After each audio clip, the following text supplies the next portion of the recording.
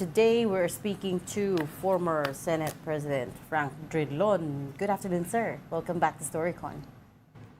Hi, Senator. Good afternoon, sir. Good afternoon, SP Drilon. Yes. Opo. Yun po yung introduction namin sa iyo because first and foremost, we are talking about the race for the Senate presidency. So I guess my first question to you is, what do you think about all that's going on? Of course, every Congress naman may konting intriga over the who gets to be Senate President. But also this time around, we're seeing some unusual things, right? So you've got so-called Veterans Bloc, or they also call themselves the Conscience Bloc. There's 4 of them there. Tapos si Senator Riza is suddenly looking like she's going to be on her own as in the minority bloc as an opposition member. And then, yeah. So how are you reading all of these? This only indicates the lack of any political party system in our present form of government, in our present situation. There are no political parties to talk of. In the Senate, there are 24 political parties. Let's not kid each other. Each senator is a separate republic. And that's a truism. I've been there, I've done that, as they say. So, that's the difficulty of our political situation. And this was brought about by martial law when the father of the present president abolished all political parties because it was inconsistent with the with the authoritarian rule. You cannot have political parties. So what you have today is an aggregation of politicians pretending to belong to a political party when in fact they are all individual parties, individual personal interests, nothing of the platform that you talk about. Pero sir, I mean, I had the impression that the Liberal Party thought of itself as a serious political party with a serious ideology. You were former president of LP, former chairman as well. How do you see developments now with, for example, Kiko Pangilinan joining, for example, the majority bloc? Rumored to be. We don't have confirmation because yet. He's gotten a major committee chairmanship, and from what we understand, he's already, for all intents and purposes, part of the majority. And in the Senate, there is no such real opposition and administration. Each senator would like to be independent, to project his own program, his own policies, and the fact that the other thing in the Senate is that everyone, regardless of your affiliation with the administration or with the opposition, you have a committee chairmanship. So the delineation between the majority and minority would always be how would you call this? Mumbled, and nothing you could not see a clear delineation, so that each senator would take a position on the basis of his own principles and beliefs, nothing to do with the party. So you do not hear of a political whip in our Senate or in the House because these are all individual how would you call this, agenda. I understand, sir. But sir, wouldn't the LP want to call itself a serious political party? Yes, we are a serious political party. The fact that we have been there and continue to exist as a political party, yes, we are a serious political party. How effective we are in a scenario today, how effective we are is something that one can debate on how effective we are as a political party. So that's the reality that we face today. So SP Actually, Frank Senator. Drilon, SP Drilon, ang ibig nyo sabihin, the difference between the majority and the minority is not very significant. At this stage in the Senate, I just talk about the Senate. In the Senate. You're correct, Ronald. It is not that significant. in the Senate. Kayo, SP, ay naging miyembro ng minority at saka majority do sa mahaba yung panahon sa Senado. So walang major difference when you were in the minority or in the majority? The difference is in the individual stand of the senators. They always project a stance independent of any political party because there is no real political party to talk about in the first place. Actually, Senator, yan ang tinatanong ng mga tao ngayon eh. Outside the Senate, actually, nakikitang phenomenon ngayon nationwide, parang walang opposition o hindi maintindihan kung ano ba yung opposition ngayon. We know naman that the Duterte camp is positioning themselves as the new opposition. Pero paano yung, I'm asking you this because you belonging to the Liberal Party, yun ang tingin namin na opposition to the Marcos administration. Ano ba ngayon talaga yung opposition in this administration? I am as confused as you are, Abby. So, I will go back to my theory. There is no real political party system as we know it today. Whereas before, you were not yet born, Ami. These nationalistas and the liberals are two distinct political parties. All of that disappeared during martial law. So, you are confused. I don't blame you. Everybody is, no. You have. Kasi Senator, halimbawa si Bam Kiko, that's a surname na always identified with anti-Marcos forces, ano? Pero kung totoo nga yung mga reports ngayon, speculative reports, that he will be joining ng majority, ano na yung definition natin nun? And also, I'm asking this question, kasi sabi nga ni Senator Risa, sana daw mag-unite yung opposition for the 2028 general elections. Ano yung mag-unite kung ganyan na sa Senado pa lang, hindi na nga makapag-usap-usap. There is still an opposition because there are certain one or two senators who do not affiliate themselves with the majority in the Senate. So they are in the perception opposition, but really in the Senate, it's all 24 republics that you talk about. Tama yung sabi nyo, SP, no? There is no real political party system sa Pilipinas. But there are a few real political parties with an ideology, with clear membership, with clear policies, and even an internal whip. Ang tanong ko, SP, paano kung, halimbawa, partido ka na sa Senate, tapos may partido ka na sa Congress, hindi pa pwedeng, di ba dapat at the very least, pareho silang magkasama halimbawa sa majority or sa minority. Halimbawa si Senator Laila de Lima nasa minority sa Congress. No? Tapos yung party mate niya, si Kiko, nasa majority naman sa Senate. Di ba magkakaroon ng kanyon ng kaunting problema? Halimbawa si Senator Risa, minority sa Senate, pero yung kanyang partido, sila Chel Jokno, minority rin sa Congress. Hindi pwedeng maging magkaiba sila. Yes, sir. Also, confusion on the part of the public.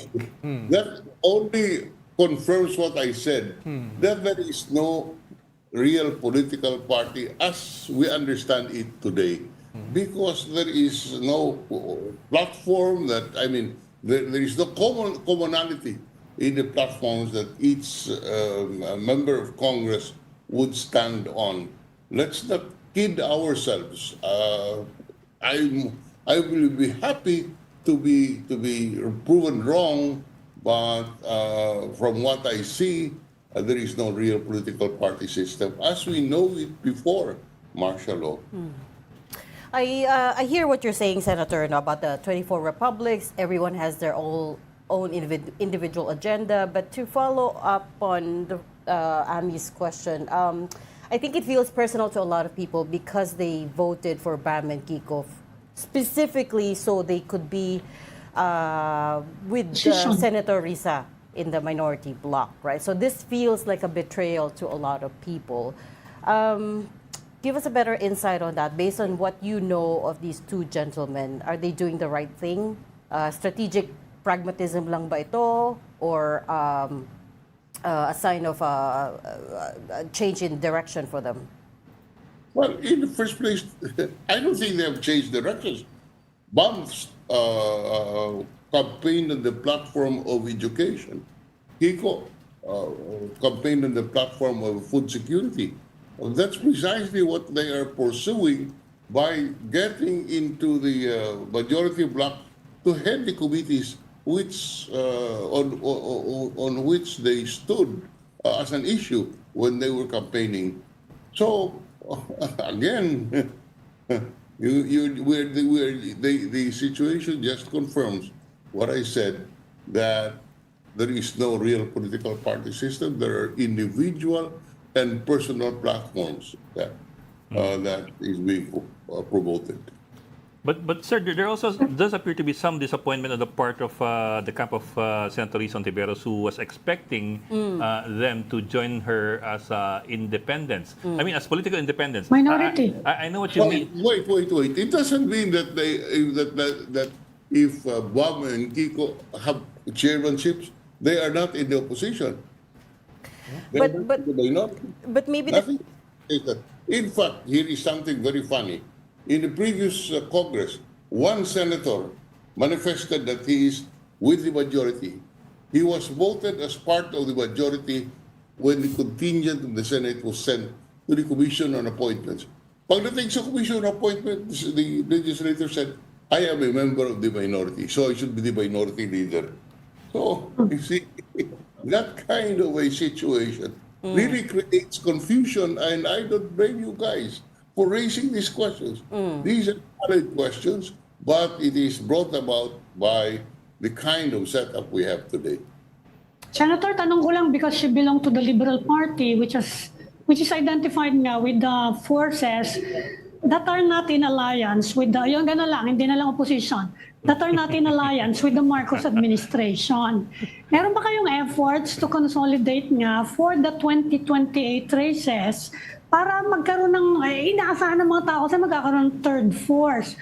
Pero lumalabas ngayon, mukhang magiging super majority nga ang mga forces allied with the Marcoses at magiging opposition yung kabila lang, Duterte. Magkakaroon ng polarization. Yun ang sinasabi ng Duterte campaign na yung dating opposition, sabi nila hindi na opposition yan, kami na opposition ngayon. Kakampi na sila ng administrasyon.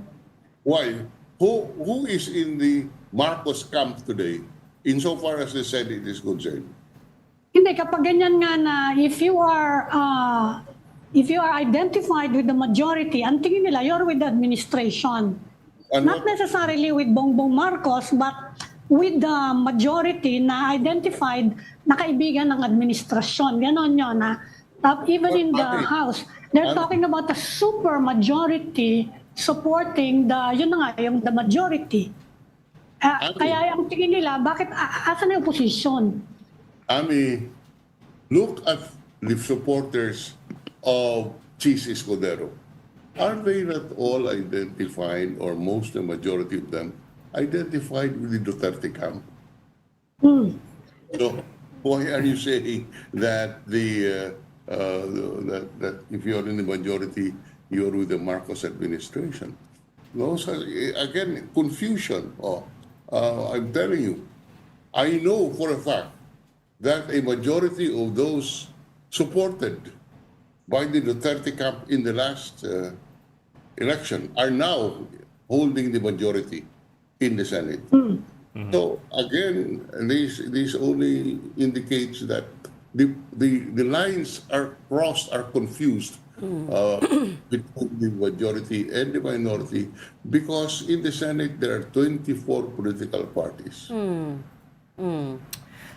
with the committee chairmanship, Senator, I guess if we were to delve a bit deeper there, the worry is that at what price did these chairmanships come at, right? So for example, Senator Mig Zubiri pointed out that feeling niya nasa sideline sila, right? They're not getting any real important committees. In fact, he joked at a press conference that he belongs to a GC called the Slap Soil Group, Hampas Lupa Group, because they're not getting any of the important committee chairmanship. So, if Senator Bam did get what he want, which is education, Senator Kiko did get what he want, which is agriculture, at what price did these committee chairmanships come, right? There's got to be something, a trade-off. What price? The vote of the Senate President. That's the price that they pay. So if you are with the majority, you vote for whoever is the candidate of the majority, and you negotiate on the committee that you would chair, given your mandate and given your program. So, sir, being part of the Senate majority is only a sign of your support for the Senate President, not necessarily of Malacanang. Yes, you can put it that way. That could remove some of the confusion. The majority is not necessarily the majority supporting the administration, because I repeat, each senator would stand on his own agenda and platform. For example, when it comes to the impeachment, I know then they transform into an impeachment court. But when it comes to the impeachment, for example, do we still expect, or should we still expect, the senator judges to vote according to those lines of those allegiances, between Mig Zubiri and Chis Escudero, or watak-watak na yan? You're talking about a different animal altogether. Dagdag sana sa SP do sa tanong ni Ed, dahil we're not existing in a vacuum, ang nangyari kasi this past 2 months, malinaw yung mga actuations at saka position ni Senate President Chis Escudero vis-a-vis impeachment. Diba? So, does that mean yung support kay Chis Escudero is also a support for his position on impeachment? Well, you can say that, maybe, but it is quite obvious that, there were some concessions made behind the scenes. We do not know what that is. But the majority was formed on the basis of alliances on certain issues.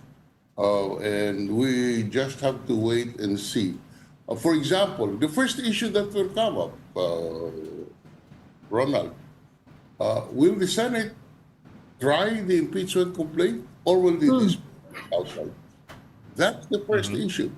And here, kanya-kanyang position and kanya-kanyang, commitment.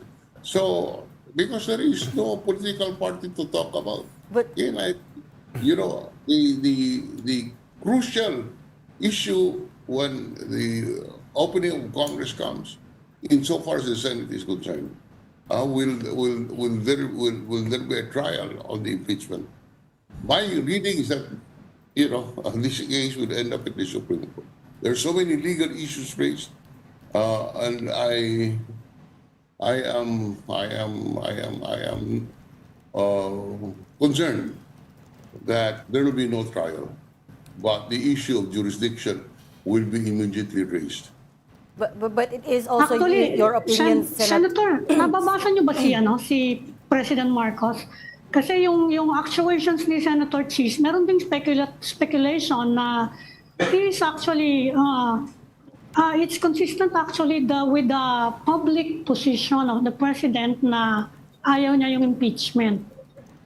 Di pa nagbabago yung posisyon na yun ni President Marcos actually na wala siyang nakikitang dahilan para i-impeach yung kanyang dating partner sa unit team.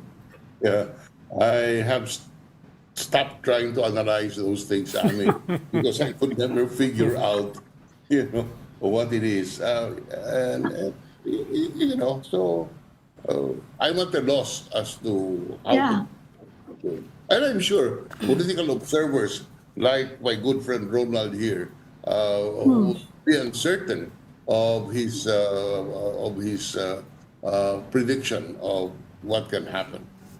What I'm inclined to believe is that there will be no trial on the merits initially.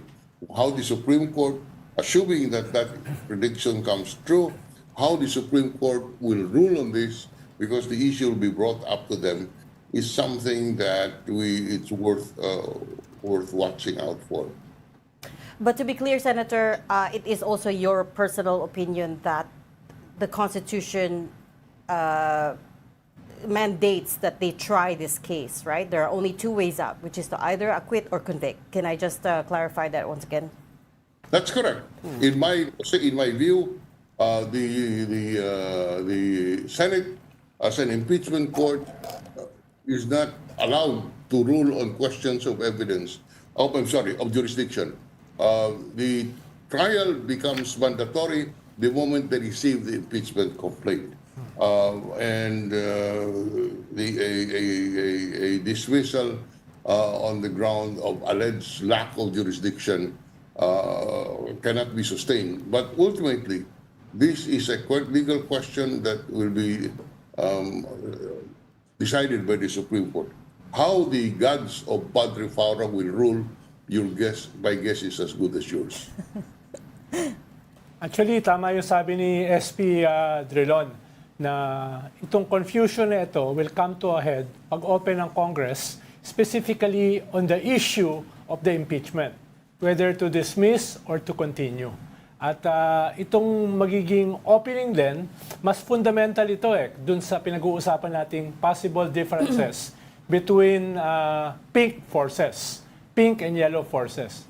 Dahil medyo united naman yung pink sa usapin ng impeachment. If their representatives in the Senate decide or vote otherwise, then that will be, dun mangyayari yung problema. Kung Well, sakali, from where I sit, I have no doubt that that Senator Bam, Senator Kiko, Senator Risa will vote to have a trial conducted. That's my reading of their position. They will vote that the Senate should try the case. Whether or not in the majority will agree with them is something that I cannot predict at this point. And then, okay, well, we wanted to ask you more as SP Drilon, but we're being told to wrap up. I'm so sorry, we've run out of time unless you have one last pahabol question. We'll invite you another time when we have more time, but thank you so much for talking to us today, former Senate President Frank Drilon. salamat, SP. Thank you, sir. Thank you, Good to see you Senator. again. Thank you very much. I hope I didn't add to the confusion. And I think we're all just as confused. But that's, I don't think anyone can give us answers at this point.